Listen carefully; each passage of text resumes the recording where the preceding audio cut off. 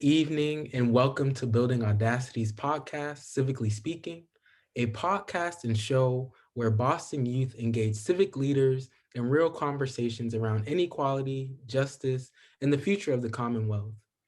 We ask questions on education, homelessness, food justice, health equity, racial justice, amongst other topics, to learn more about our guest values and vision for Greater Boston.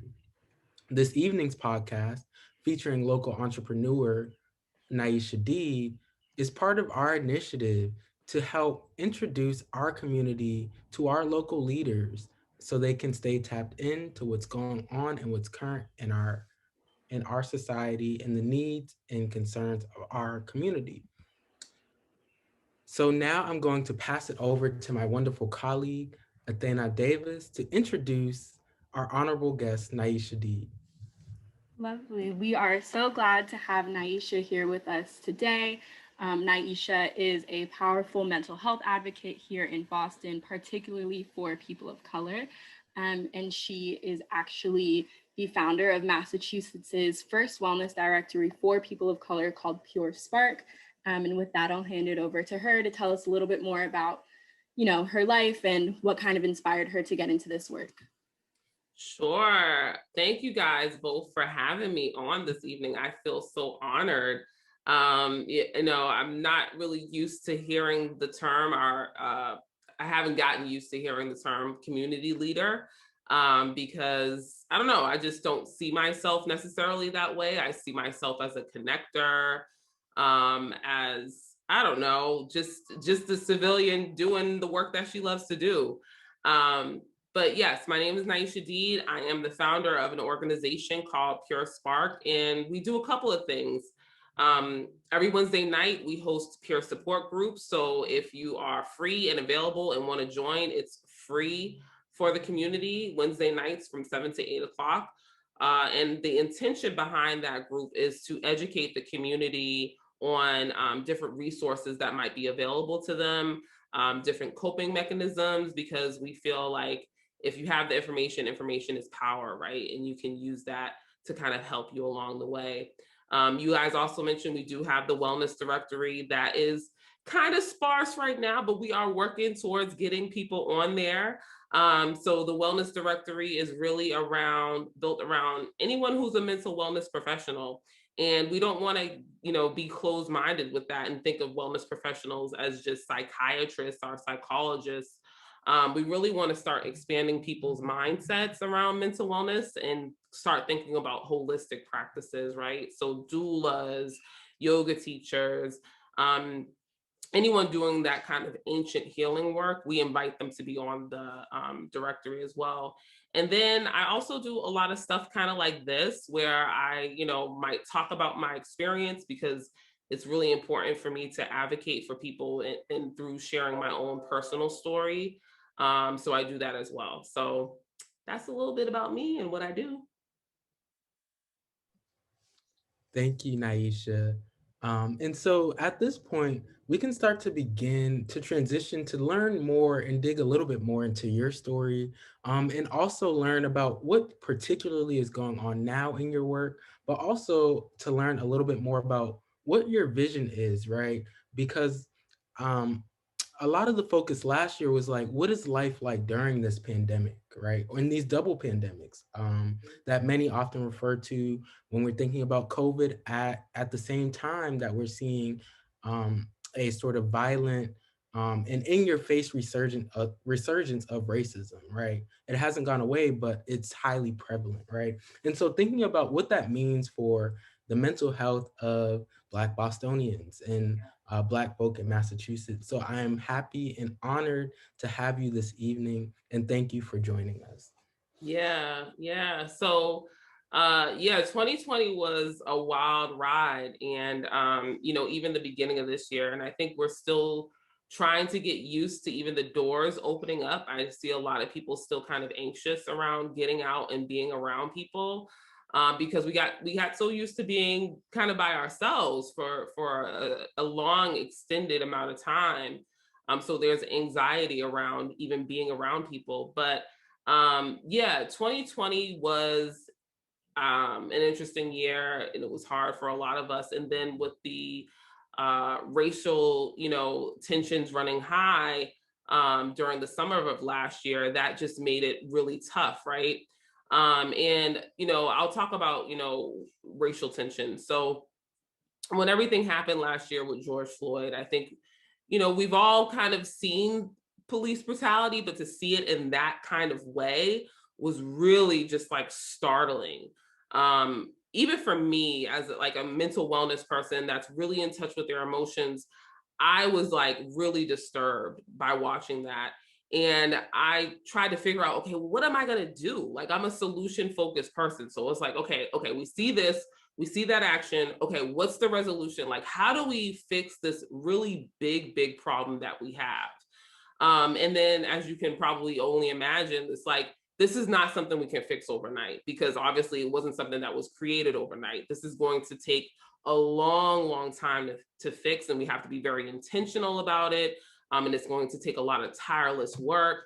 So it was about me figuring out, well, what's going to be my small little role in all of this? And everybody had to decide that on their own. Some people went out and marched.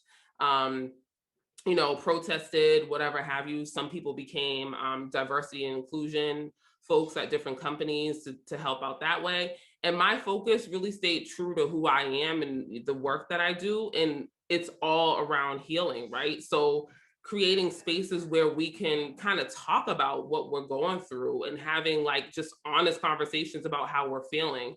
And I said, okay, well, this is going to be my contribution to kind of what's going on, because not necessarily am I a person that's going to go out and march. I definitely don't want to do diversity and inclusion work, because, the way that I look at that kind of work is, if I have to sit and talk to somebody every day about my humanity, then that's dehumanizing for me as a person. So I'm just not going to do it. I'm going to let somebody else who loves that work. And, so it's a matter of, finding your lane and staying in it and staying true to yourself. And there's nothing wrong with any of those lanes, and maybe there's other lanes that I haven't even spoken about that might suit you better, you know what I mean? But it's a very personal thing. It's up to you. Does that make sense? That's wonderful. And thank you for sharing all of that. Um, and you touch upon just this very moment last year, right? With George Floyd's murder that's so widely circulated, right? And many refer to it as a lynching because of the spectacle behind it, right? And so when we're thinking about um, our Black community, because this isn't the only instance that's going on, right? And so I'm curious to hear, because this is something that's not new. I'm sure this is things you have witnessed throughout your life. And I'm curious how your life story and your experiences, experiencing and witnessing the chilling effects of racism led you to this particular work as we sort of witnessed George Floyd's lynching, and we're going through this COVID pandemic.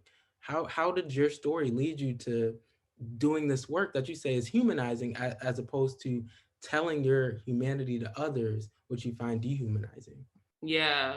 So, um, I'll say a couple of things. The first time that I ever saw a police brutality was Rodney King. And I don't know, you guys are like way too young to know about this, but this was like back in the day. I was 10 years old when Rodney King happened.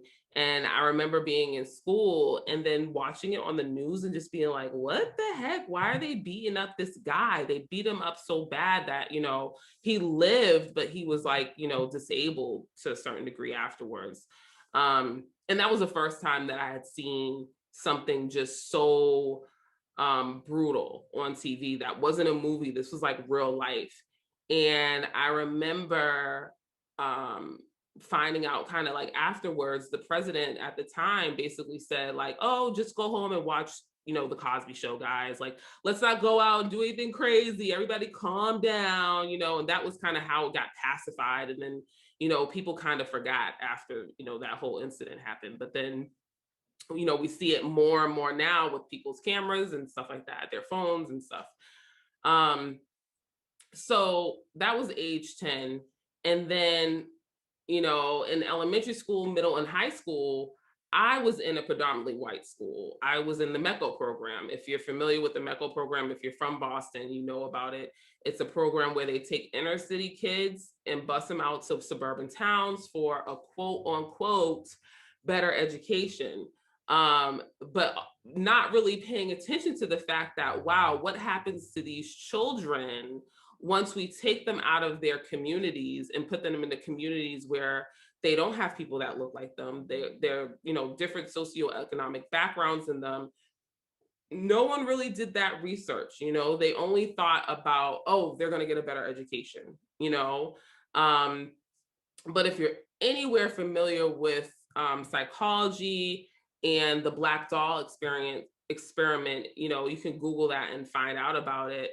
But it's an experiment where they ask a young Black girl kind of like, which doll do you prefer, right? In all different instances, like which one's smarter, which one's prettier, all these different things. And in every instance, she picked the white doll over the Black doll. And that's an indicator of internalized racism, right? So this was something that I definitely believed I experienced, from first grade to 12th grade. It was a part of the reason why I decided to go to Howard. And at Howard, which is an HBCU in Washington, D.C., that's where I really became to fall in love with my Blackness. I fell in love with myself.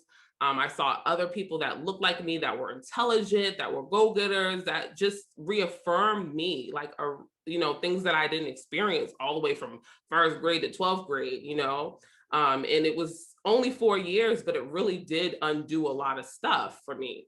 But then after that, I would go back into corporate America and boom, I'm kind of like back in that same kind of situation that I was in from first grade to 12th grade. And I say all this to say that, this kind of played a role in my psyche, you know what I mean? And after being in corporate America for so long and kind of like always putting on a mask to go to work and not feeling like I could bring my true Niesha to work every day, it really took a toll on me. And so in 2017, I became depressed, and there was other things that were going on, stress at the job and all these other things that compiled itself. But eventually, I just got so depressed and it got so dark for me that I became suicidal, and I became, like I couldn't see past the current day. I was like, this is it, and that was what really started me on, okay, you know what? I got to leave this profession because this is just not it for me. And now what do I do? I have this lived experience. What do I do with it? So I decided, okay, I'm gonna help people with, I've figured out a way to get out of this dark time, this dark situation that I was in. I want to let people know that healing is possible. Like, just because you might be depressed now, I know it feels like it's gonna be forever. It really does feel like you're never gonna get better. But letting people know that this is just a point in time. You know what I mean? It's just a matter of finding coping mechanisms. It might be a matter of getting out of certain environments, but you're going to get through this. And here are some tools and some ways to do that. Thank you for that. And I think something that you touched on a lot was kind of the impact of all of these different instances of racial violence on our youth, and also just the impact of social media and the influx of imagery that a lot of youth are experiencing now. And so I'm curious to know kind of, why should youth focus on their mental health and invest in their mental health? And more importantly, how can they do that? And also, how can we as a community support that investment, whether it be through imagery, actions, spaces that we're creating, and just what your thoughts are on that? Yeah, I think when the whole situation with George Floyd happened, one of the things that I really realized during that point in time was that I have to be careful about what I watch and what I consume, right? So if we think about that young doll, the doll experience, right? What were the influences that caused her to think about that around herself, right? And it's things that we watch, right? And it's things that people might say. So it's you got to be careful about what you're consuming. So even though we have social media, you can curate your social media to like Black affirming, post. You don't have to necessarily look at the things that don't affirm you and your beliefs. So that's something that's in our control. Also, there's certain things that I will not watch on TV. I am not watching another man or woman get murdered. I'm not watching it. And I'm also not watching anything from Hollywood that's coming out about those things too. I don't care how much people say they're entertaining. I don't find that kind of stuff entertaining, because you know why? I don't know if a lot of people know this, but a lot of these movies, the people that are acting have therapists, because they're going through traumatic stuff as they're acting this out to quote unquote entertain us. But as people that are watching this, there's a lot of us that don't have therapists. They email me every day saying like, I need to find a therapist. And it's because there's a huge shortage, especially, Black therapists and therapists of color. So if they need a therapist and you don't have one and you're consuming this, just imagine what it's doing to your psyche. So really, I think the first step is being careful of what you're consuming. Also, careful about who you're around, because your environment matters so much. Like I just said before, being in a toxic work environment, it was toxic for me. I felt like a fish out of water. Some people, maybe that they love it, they thrive off that. That wasn't for me, you know. But making sure that you're in spaces and places that are healthy for you. And then also watch what you're consuming. Not only, we talk about what we eat, you know what I mean, all the time, like eat healthy and be healthy and da da da. We also need to watch what we're watching too, because that stuff is important. And I think that's something you can change pretty easily. You don't have to necessarily spend any money to curate your Instagram. And if you turn it off the TV and change it in channel, you know what I mean. So those are something like quick and easy. And then maybe even reading books that reaffirm us and who we are and about our history. There's a lot of great documentaries on Netflix. I just watched a really great documentary called High on the Hog. So if you're looking for things that reaffirm, Netflix is really doing a great job. This past year, the past 2 years, they've been doing a really good job with putting some of that content out. Great, thank you so much.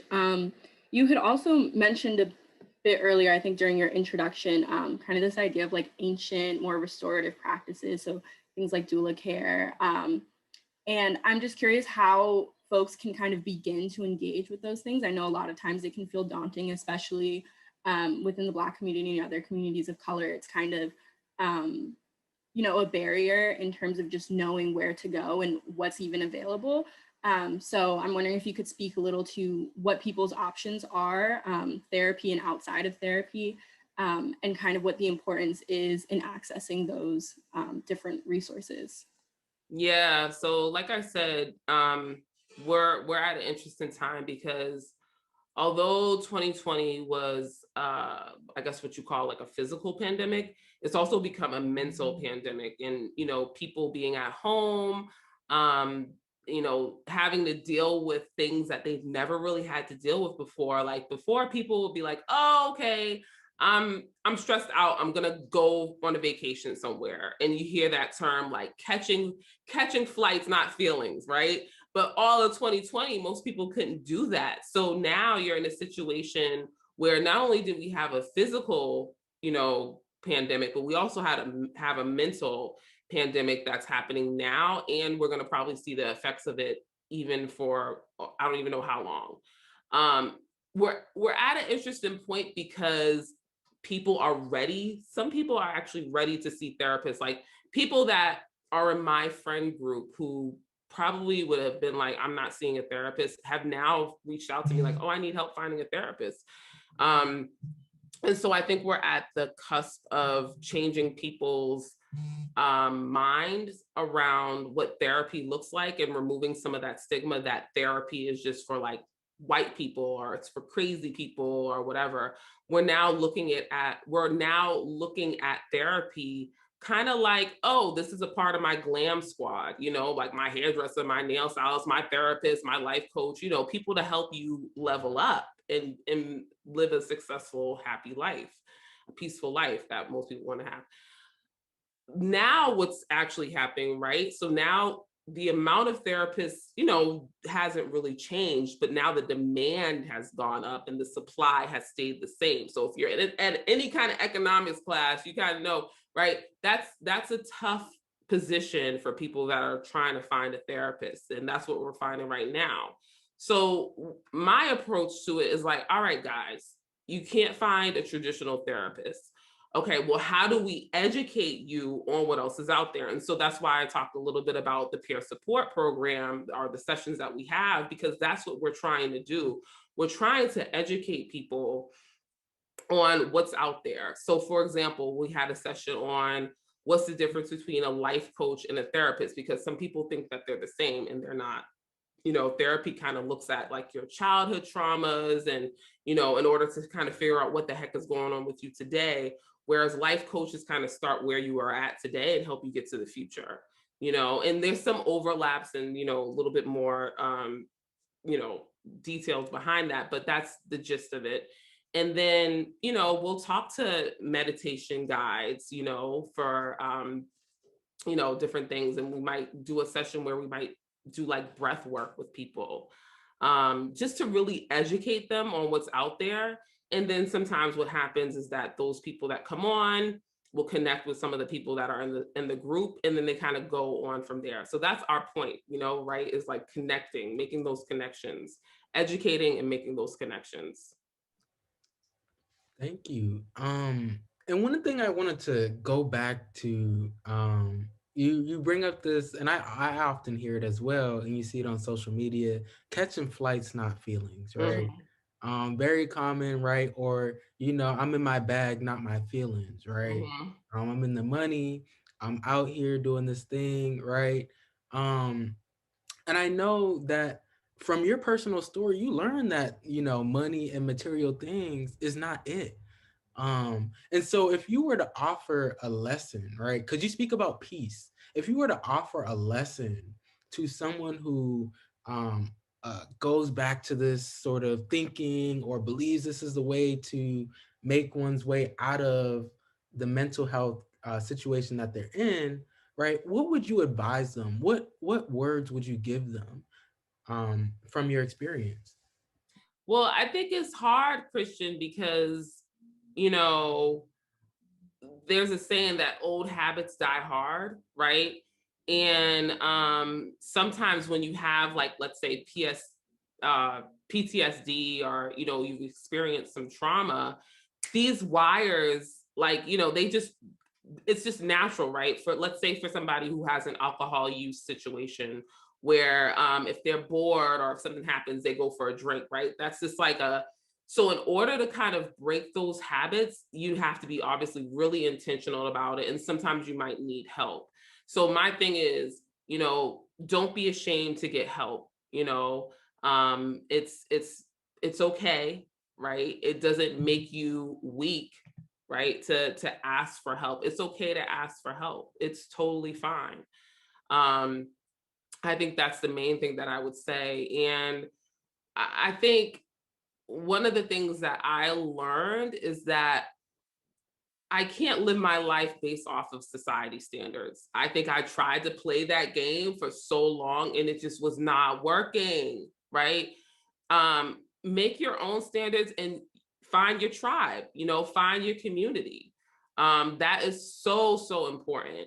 And I think as I become more confident in who I am, my community kind of finds me. We like find each other and we like uplift each other. And I'm like, dang, I wish I would have been able to be myself so long ago, but that's okay. It's a part of the journey, right? Like, um, but boy, oh boy, to live in your truth and to live in your true authenticity, there's nothing like it, and you are going to be struggling to find peace this whole time unless you decide to live in your true authenticity. You're always going to be struggling with peace, always. um so it's just like, I know it's hard, um you know but baby steps, and just be you, be you. Thank you. And I think to even go a step beyond that, I work in public health and like maternal child health. And so I often see people who are at that point who are willing to kind of engage with these resources and access the things that they know that they need. But there are all of these structural barriers preventing them from doing that. And as much as you kind of urge them to go forth and be great, as you would say, it's just the structures aren't in place to do that. And so I'm curious, especially with you just speaking to this idea of supply and demand recently with the COVID pandemic and how that's made access harder for a lot of people, I'm sure, what you would advise the next mayor, or even just, governors, different political policymakers and things like that to implement and really push for in order to, lift that burden of access for folks who do need it. Yeah, no, that's real, and that's a good question, and it's something that I've been speaking to different providers about, especially those who fall into the category of ancient healing. Um, and I was very surprised and happy to hear that there seems to be some work. I haven't really researched it too much, around making it so that doulas can receive like refunds from insurance companies. And so that's kind of like where I hope to see things going. Like I'm starting to see a shift where ancient healing practices such as Reiki, for example, is they're being used at like hospital institutions such as the hospital that my sister works for. She works in the ICU at Brigham and Women as a nurse, and a lot of the patients that come in, they've like gotten a lot of surgeries, right, and they're struggling and they're going through a lot of pain. So what do the doctors and nurses do? They administer like different pain medicines. And I don't know who decided to do this, and I think it's such a great idea, and I don't know when they started to do this, but they brought in Reiki healers into the hospital. So that is like my all-time dream, to see like um a mix between hospitals and holistic healers. Like I think that that would be like the ideal kind of space, because that's kind of what helped me. I did spend time in a hospital because I was a danger to myself. So I needed something like really, I needed something like, to kind of break what was going on. But then after that, I did engage in a lot of holistic healing. So I think that we need to start looking, anyone who's in the political realm, legislators, policymakers, whoever, start looking into these practices that have been around for a very, very, very, very, very, very, very, very long time, and start seeing how we can engage and maybe even merge them together, so that we can kind of get people the help that they need, especially for some people that might be afraid to take medications, that might be adverse to taking certain medications. Um, so yeah, and there's a lot of great notable people that are doing this work. There's a lot of research papers on it. We just need to start using it more and get it to a point where people can access it through their insurance, because I think that's a big issue, is that sometimes these healers only do out of pocket because that's the only way they're going to get paid. They're not going to get paid through insurance. So how do we get it so that it, can roll up under someone's insurance plans? Thank you for sharing all of that. And it just makes me think, right? We have this issue about access, right? But we also have the issue that there aren't there isn't a high representation of Black and Brown mental health practitioners in the field, Mhm. right? And that is truly an issue as far as being able to see someone that's like you or able to share certain experiences. And so, in order and thinking back to what's needed from a policies perspective or what's needed for from a perspective of community engagement, what do you feel that we need to have or need to put in place to have more young folks be involved and Mhm. trained and gain an interest into this field so that they can lead the way and be our next generation of Black and Brown mental health practitioners, because it's needed. Yeah, it's definitely needed. Actually, my niece is just is graduating. I guess she already graduated, but I guess they don't walk until August with her undergrad in psychology. And then she's going to get her master's. And she started looking at some of the pay, like how much, people out of school get paid for some of these positions. And it's less than what she's making now. And she's starting to get a little bit like discouraged, like, oh my gosh. And I think that really is a barrier to especially a lot of Black and Brown folks, because how are you going to afford to live? You don't have, your parents might not be able to afford, and this is everybody's a different case by case situation, but I'm talking just grand large scheme is, you went to college so that you can make a livable wage, so that you can take care of yourself, also pay back your student loans, and then you come out of school making less than what you've already, like, to make it make sense, right? So how do we start paying people who are in those roles livable wages first and foremost? And then this is one of the things that's on my to-do list that I'm looking to do, and could use your help if you guys want to help with it. But have a discussion where we bring in wellness practitioners and professionals that kind of talked about how they got to where they are now. Because, after a while, you do make a good amount of money. It's just starting out, that's kind of tough. And that's the way it is with a lot of professions, but unfortunately in the mental health profession, it's a lot lower than a lot of other, professions, unfortunately. But having a conversation with the next generation and say, hey, look, like, this is what I do today. Like, yeah, I started out here, but this is the freedom that I have. These are the things that I'm able to do, the impacts that I'm able to make, so that they can kind of understand what the profession is going to look like for them in 5 years or 10 years or 15 years. I think that's very, very important. And yeah, just talking to even people who are in high school and asking them, like, hey, do you enjoy listening to people, right?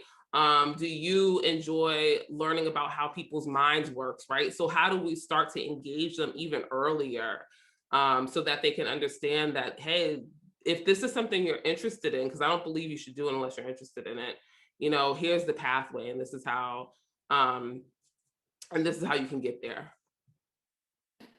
Yeah, thank you. I think, we all agree that it's really important that youth are engaged in in these conversations to be able to kind of build that future generation. And so how do you think that young people would be best able to kind of stay engaged in what you're doing and engage in your network and the work that you're building? Yeah, young people are invited to come to our Peer Support by Pure Spark events, and that's on our website at www.yourpurespark.com/events. Like I said, we have them every Wednesday night from 7 to 8 o'clock, so anybody and everybody is able to come. We also, as we grow and we build, we will be looking for interns. So if there are people that are interested in like working with us, I could always use a fresh perspective from the youth, especially when it comes to social media, because I don't know half the stuff I'm doing. I'm trying to connect with people on there, so I could always use the youth's perspective on that. But if you're someone who is, I guess, let's say, interested in the mental health profession, and maybe you're looking for somebody to talk to that kind of understands it, I always love to make connections, so I can maybe connect you to a professional. So if you're a student, who's studying undergrad psychology or anything around mental health, and you're kind of looking for a mentor of some sorts, I'd love to be able to make those connections too.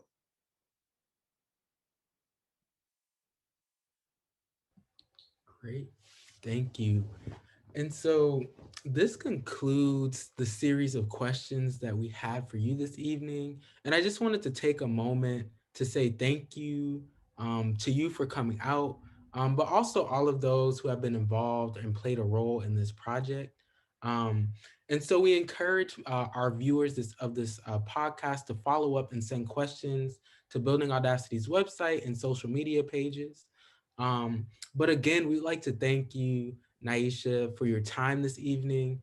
Um, your remarks have been mighty insightful, and it was great to learn about your work. We learned from it through your video that you have about your program or your organization, Pure Spark. So we're happy that that's a resource for folks. You shared your website. So we hope that folks can really tap in because mental health, as we discussed, is so critical, especially in our communities as we're trying to make our way through these especially challenging times from a health, wealth, and wellness perspective. Um, but before we close, I would like to offer you a moment to offer any final thoughts, a word of conclusion for our viewers, right? If you were to offer them a few words of encouragement or offer them some hope, what would that be?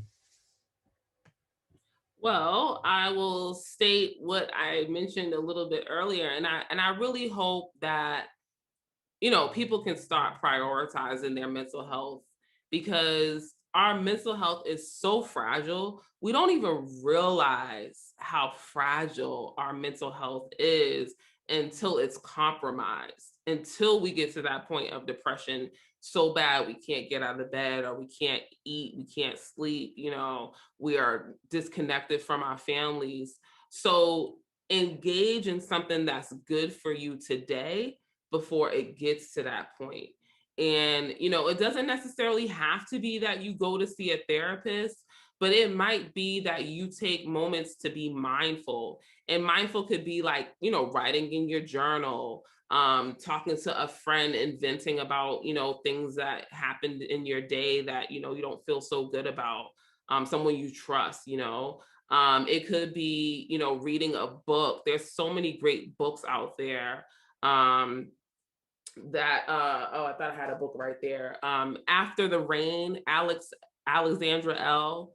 Or she goes, I think it's Alex L. She goes by Alex L. Great book with a lot of great affirmations. So you don't have to do anything big. You can start small. It doesn't necessarily have to cost any money. Like I said, going for a walk outside, just to take a break from your computer, that's good. Just making these small steps to take care of your mental health. And we share these types of things on our Facebook and Instagram at Your Pure Spark. So feel free to follow us and to send us a DM. All right, folks, you've heard it. Be proactive and stay mindful out here. And as Niesha reminds us, stay proactive and be conscious and mindful of your mental health.